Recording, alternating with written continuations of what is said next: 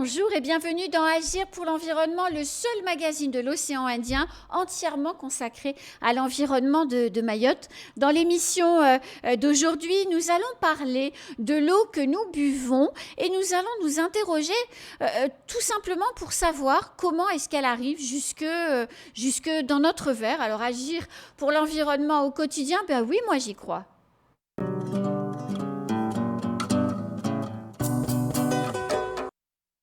Alors pour parler de cette question, ce matin, nous avons sur le plateau Ibrahim Bouanaeri, qui est le vice-président de la 3CO en charge de toutes les questions relatives à l'eau, et également ici Meïla Marie, qui est chargée de mission à la Fédération mahoraise des associations environnementales. Bonjour messieurs. Bonjour. Bonjour.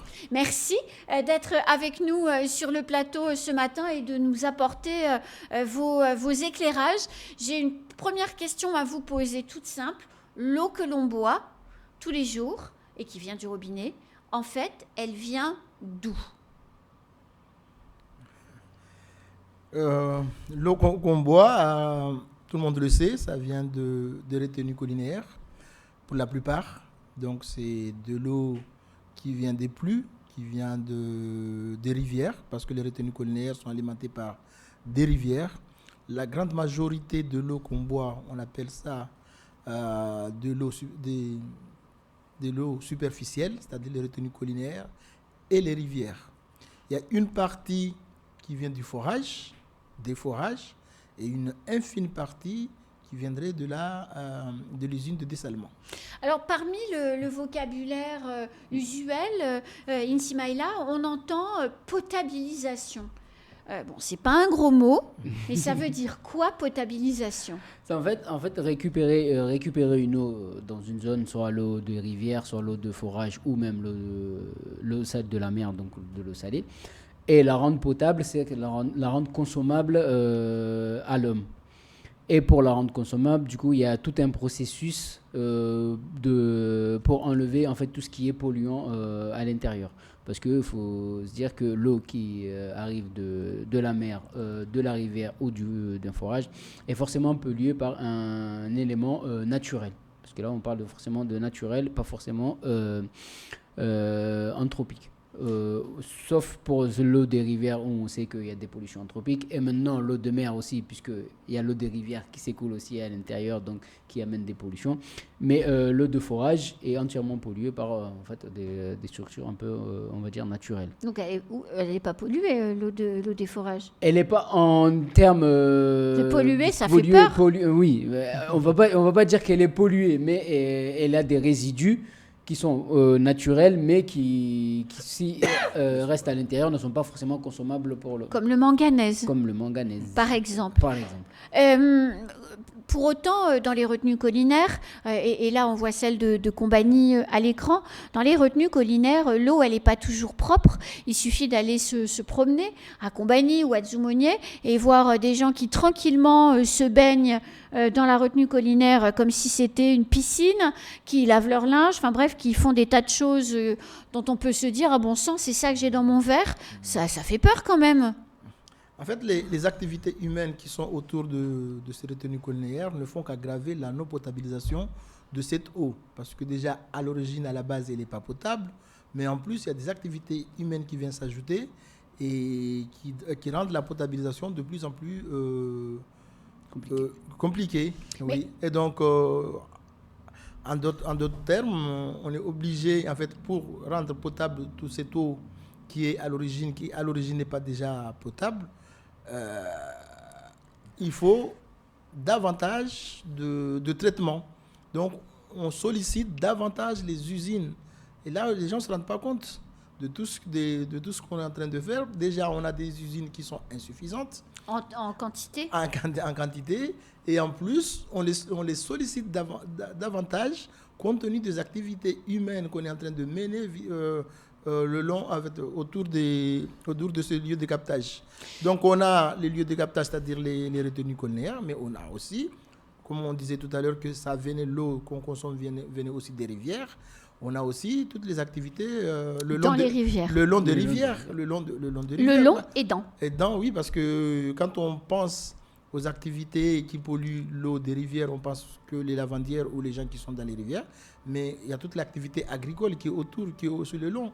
L'élevage, tout ça, ça apporte des... Le maraîchage. Voilà, le maraîchage, ça apporte aussi des polluants. imperfections dans l'eau. Je vais peut-être poser une question qui va vous paraître bébête, hein, mais même monsieur et madame tout le monde voit qu'il y a des mauvais usages qui sont faits dans la retenue collinaire. Pourquoi ne les sanctionne-t-on pas? Qui est chargé de ça et pourquoi est-ce qu'on ne le fait pas?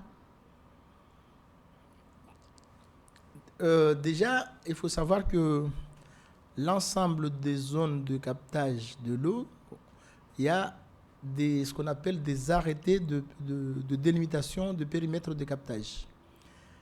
Et sur l'ensemble des périmètres de captage, il y a une réglementation qui doit être appliquée. Qui doit appliquer cette réglementation? Bonne question. Qui doit appliquer cette réglementation? Parce qu'il faut savoir qu'il y a une réglementation qui doit être appliquée. Parce que mais elle n'est visiblement pas. Quand on voit les gens, quand on voit tout ça, on se dit n'importe qui peut. Non, il y a une réglementation. Il y a des gens, c'est comme les gens qui font des bêtises sur la route. C'est pas n'importe qui peut mettre une amende à un chauffeur. Hein. Oui, mais ça veut dire qu'il n'y a pas de police de l'environnement? Ça veut dire qu'il n'y a pas de police de l'eau à Mayotte? Il n'y en a pas assez. Parce qu'il faut savoir que la police de l'eau à Mayotte, c'est l'office de l'eau. Non, c'est l'office de l'eau. Il n'y en a pas d'office de l'eau l'eau ici. Pas l'office de l'eau, plutôt la... Comment il s'appelle là L'EMA. L'OFB? Le FB. Non. La RES, ou plutôt... Ils sont 3 ou 4. Il y a la police de l'eau qui est installée à la DL. Il y a des donc agents. la DEAL, c'est la DEAL donc? Oui, c'est la DEAL, oui. Et donc c'est des agents de la DEAL, mais ils sont 3 ou 4, pas plus. Hein. Mais je crois ils sont armés, ils sont assermentés, mais même si ils sont en train de verbaliser, parfois ils le font, mais ils n'en peuvent plus. Ils verbalisent, mais ils verbalisent qui? Déjà, quand ils verbalisent, ils font des rapports, ils envoient au procureur. Le procureur doit convoquer la personne verbalisée. 85 fois sur 100, ils ne se présentent pas. Les gens ne se présentent pas aux audiences. Donc, tout le boulot qu'ils font derrière, avec des rapports, avec des PV, avec tout ça, la personne ne se présente pas à l'audience. Et quand la personne ne se présente pas, qu'est-ce qu'on en fait? Où est-ce qu'il habite? On ne sait pas. Deuxième chose, même si la personne se présente à l'audience, j'étais en train de laver mon linge parce que je n'ai pas d'autre solution. Et de toute façon... Oui, mais on ne peut pas continuer, comme ça. Oui, c'est pour ça qu'il faut se dire que la problématique de l'eau, elle est globale. Elle doit être traitée d'une manière globale, mais ce n'est pas vouloir enlever les lavandières qui sont dans les rivières ou les éleveurs qui sont le long des rivières.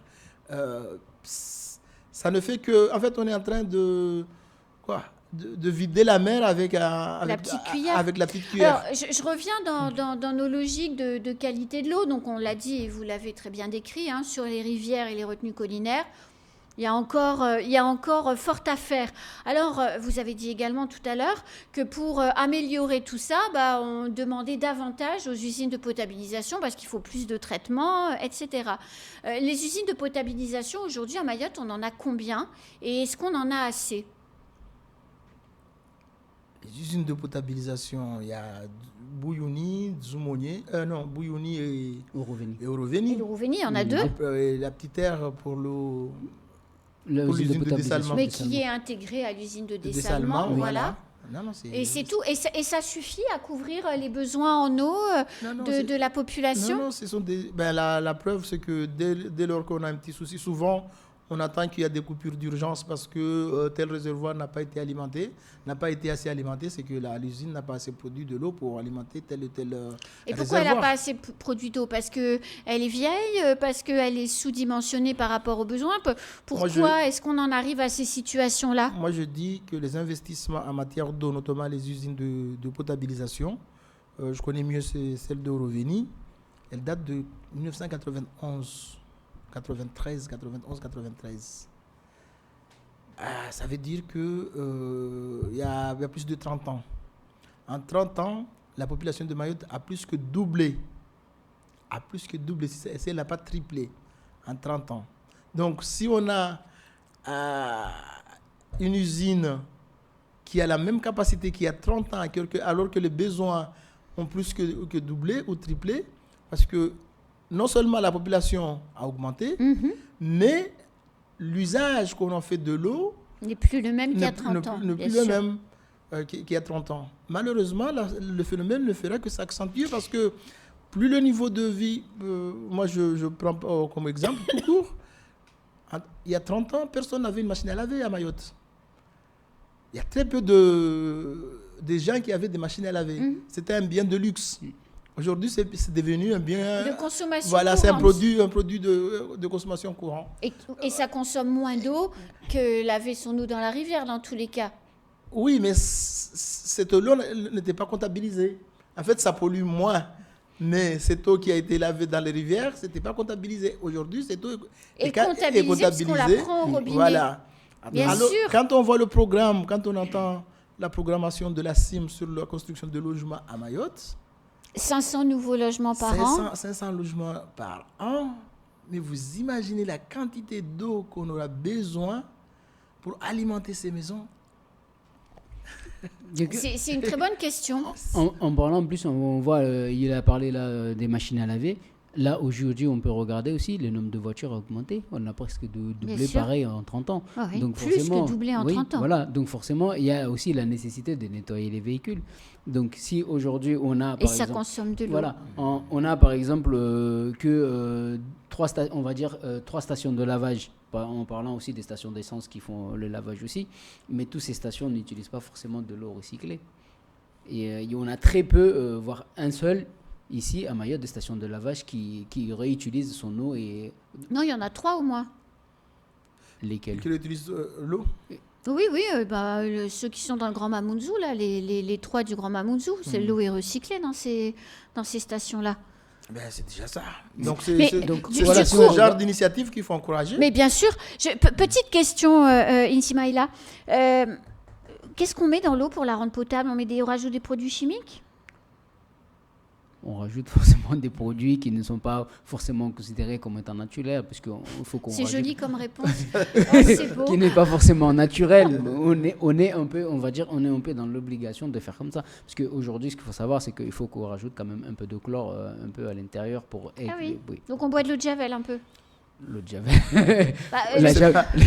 La javel, forcément, il y en a un peu, puisque le réseau, comment on fait pour nettoyer les réseaux d'eau? Je ne sais pas. Justement, ça fait de la javel permet justement de pouvoir nettoyer aussi, nettoyer ces réseaux de canalisation d'eau. Moi, je ne sais pas ce qu'on met dedans, mais j'ai simplement remarqué que quand vous avez des jeunes qui sont en études en chimie, qui demandent des stages à l'ASC Mayotte, on les envoie dans les usines de potabilisation. Donc, on les envoie pas là pour faire de la figuration. Mais une fois, du coup, vous m'inquiétez un peu, une fois que cette eau est rendue potable, donc qu'elle sort de l'usine de potabilisation, comment on s'assure qu'elle est d'une qualité suffisante, puisqu'on voit qu'il y a des traitements qui lui sont faits, comment on vérifie que le traitement s'est bien passé et que l'eau est bien potable avec les produits chimiques, tout ça? L'eau, elle est analysée à chaque étape de potabilisation. Quand elle sort de la rivière pour aller sur la zone de captage, sur une zone de captage, elle est déjà analysée à cet endroit-là par l'ARS, fait les analyses de cette eau-là.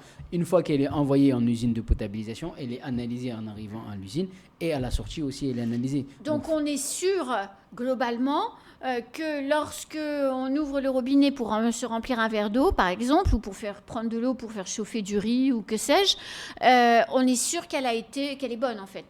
En fait, on va faire confiance à l'ARS parce que là, c'est la partie sanitaire. Oui, mais donc a priori, oui, puisqu'on l'a bien vu pendant la crise de l'eau, dès qu'il y avait un problème, ils alertaient pour dire non. Et même encore récemment à Passamanti. Voilà, donc... Oui, il faut les vérifications nécessaires à l'entrée et à la sortie. Ils font le job et qu'il faut les faire confiance. Ils sont garants de la santé des Mahorais, donc ils ne feront pas n'importe quoi là-dessus. Ils savent faire. Ils savent faire, certainement. Vous nous rassurez quand même. Petite question, l'eau des puits, on l'a vu avec la crise de l'eau qui devient plus intense.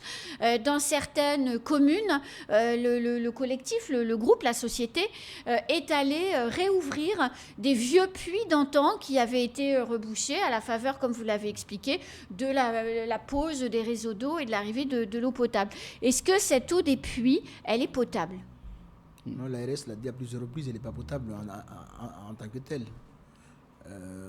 Et souvent, ils ont fait des campagnes là-dessus de ne pas utiliser cette eau pour la consommation humaine. On a d'autres activités où on peut utiliser l'eau de pluie, mais la consommation, je crois qu'elle est déconseillée avant un certain traitement.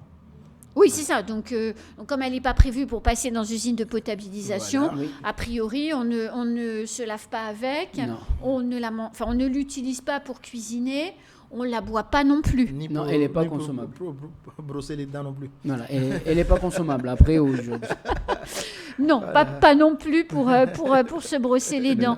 L'eau que l'on va, celle qui est dessalée de Petite Terre, l'eau qui va être dessalée ensuite de la nouvelle usine qui va voir le jour, est-ce qu'elle va dans une usine de potabilisation ? Non, mais quand elle sort du dessalement, elle est déjà potabilisée. Donc c'est un des processus du dessalement en fait. Du dessalement, oui, elle ne sortira pas de l'usine sans qu'elle soit potable. Donc, ce qui veut dire que quand on aura cette nouvelle usine de dessalement, alors je ne sais pas réellement quand, mais quand elle sera mise en service, ça veut dire que l'eau, elle sera buvable directement. Directement, en sortant elle sera un peu mélangée, puisque le circuit, logiquement, d'après les études, il sera relié au réseau d'eau potable. Oui, c'est ça. Donc après, on ne sait pas quelle eau on voilà, boira, elle sera mélangée avec les autres. L'autre eau. Mais dans tous les cas, est-ce qu'il ne faut pas voir dans ce choix technologique aussi une sorte de solution par rapport à nos besoins en eau potabilisée auxquels on ne répond pas aujourd'hui ? C'est-à-dire qu'on va avoir 50 000 m3 jour en plus d'eau potabilisée.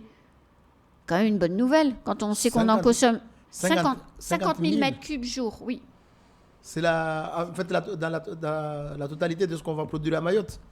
Non. L'usine la future usine, c'est 10 000 m3 jour pour la première tranche et 50 000 m3 jour dans la deuxième tranche. Ah oui, ça c'est une très bonne nouvelle.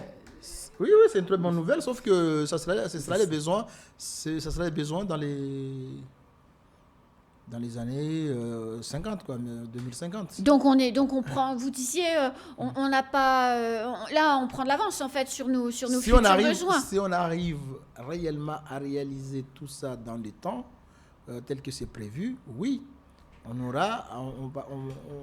aura une production suffisante pouvant nous permettre de dire qu'on a satisfait aux besoins de la population. Mais là, rapidement, j'ai compris que d'ici 2025, on va faire le nécessaire pour une certaine quantité. 10 000 m3 jour. Et ça sera... Et encore, il faudrait que ça soit réel, parce qu'on a vu l'usine de Petite Terre. Oui. Le temps que ça a pris pour arriver à la production de 5 000. Je ne sais pas si on y est arrivé. Qu'est-ce que j'étais en train de dire ? Je disais, oui, il faudrait aussi... Parce que Mayotte, on oublie vite. C'est ça le problème. On entame des travaux, on se dit il faut arriver à tel objectif. Et au fil du temps, on a l'impression qu'on a oublié qu'on avait un objectif fixé au départ. On s'est dit ça coûte cher, on n'a pas le temps, les études, je ne sais pas quoi. Donc il faudrait que cet objectif-là soit réel et qu'il soit tenu. Surtout tenu. Parce que quand on dit 2025, 10 000 m3, 2000, je ne sais pas combien, oui, je sais 50 000, pas. Oui. Il faut qu'il y ait une date.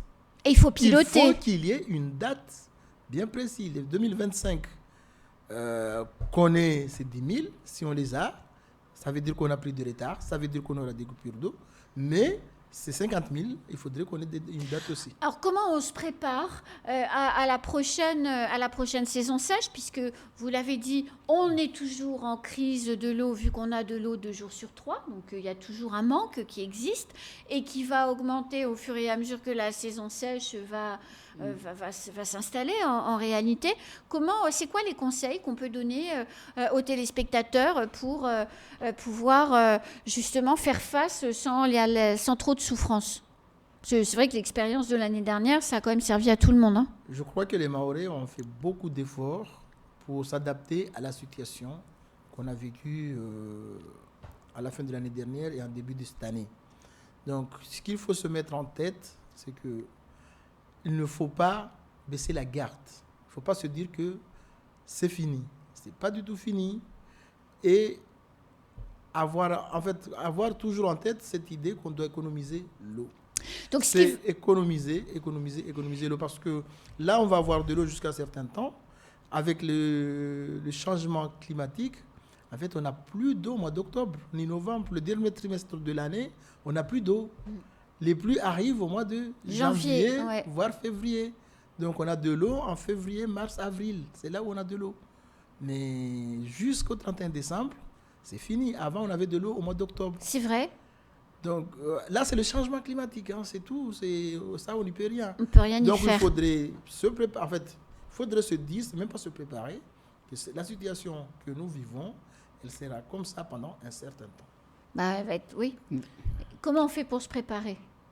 Comme on a fini la saison sec et avant d'entamer la saison de pluie, c'est-à-dire que on a mis en place des moyens, chacun à sa hauteur a mis en place des moyens pour pouvoir avoir de l'eau, récupérer avec les systèmes de récupération d'eau, avec les moyens d'économiser un peu d'eau.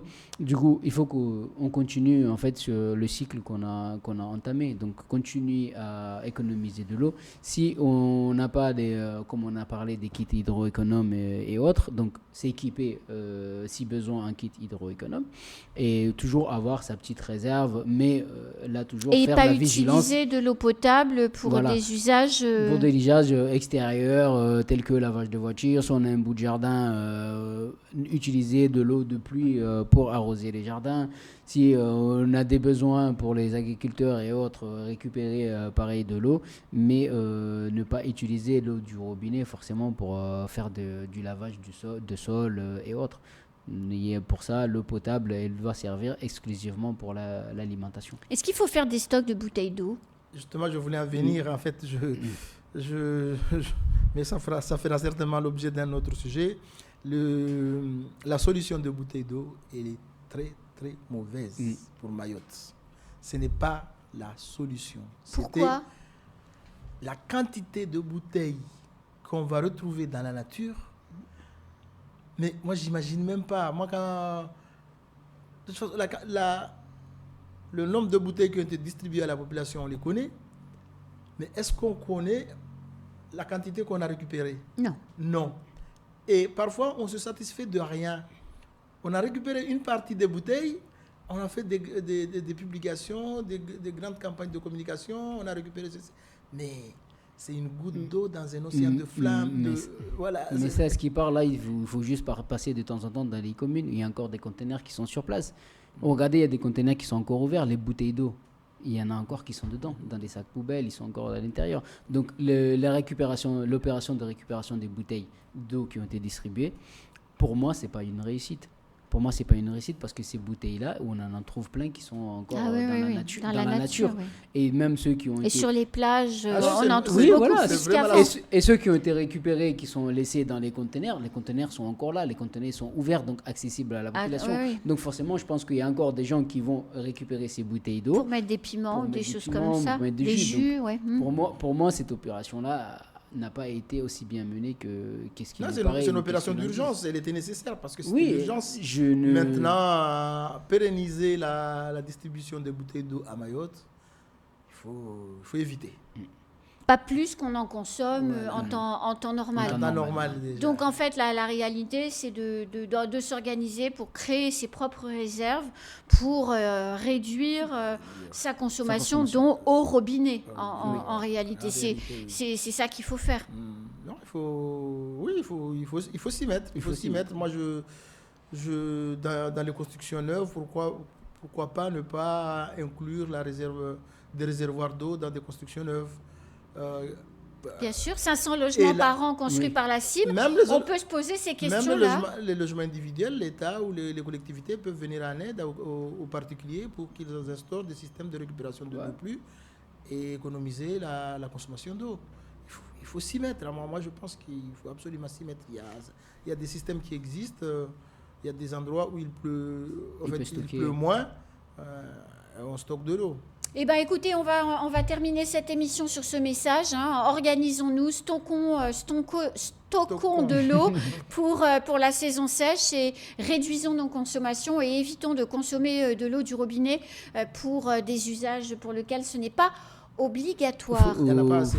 Et il ne faut pas oublier de dire les endroits de stockage, les réserves d'eau. Surtout faire attention à ne pas stocker de l'eau trop longtemps, puisque au bout d'un moment, cette eau-là, donc si on a un système de récupération d'eau avec une citerne ou autre, ne pas oublier de temps en temps de quand même enlever cette eau-là pour devoir le nettoyer, parce qu'après, au bout d'un moment, cette eau n'est plus potable. En tout cas, merci beaucoup, messieurs. Passez une très bonne journée. Merci à vous. Merci à vous de votre fidélité. On se retrouve très vite dans une prochaine émission avec d'autres invités et un autre thème. À bientôt.